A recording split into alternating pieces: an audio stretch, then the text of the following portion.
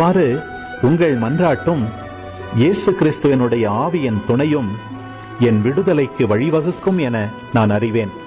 என்ன நேர்ந்தாலும் வெட்கமுற மாட்டேன். இன்றும் என்றும் வாழ்விலும் சாவிலும் முழு துணிவுடன் கிறிஸ்துவை என் உடலால் பெருமைப்படுத்துவேன்.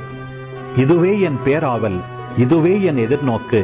ஏனெனில் நான் வாழ்ந்தால் அது கிறிஸ்துவுக்காகவே, நான் இறந்தால் அது எனக்கு ஆதாயமே. எனினும் நான் தொடர்ந்து வாழ்ந்தால் பயனுள்ள பணி செய்ய முடியும். எனவே நான் எதை தேர்ந்து கொள்வதென எனக்கு தெரியவில்லை. இந்த இரண்டுக்கும் இடையே ஒரு இழுபறி நிலையில் உள்ளேன். உயிர் நீத்து கிறிஸ்துவோடு இருக்க வேண்டும் என்னும் ஆவல் ஒரு புறம், இதுவே மிகச் சிறந்தது. ஆனால் இன்னும் வாழ வேண்டும் என்பது மற்றொரு புறம். இது உங்கள் பொருட்டு மிக தேவையாயிருக்கிறது. நான் உங்களோடு இருப்பதால் நீங்கள் நம்பிக்கையில் வளர்ச்சி பெற்று மகிழ்ச்சி அடைவீர்கள்.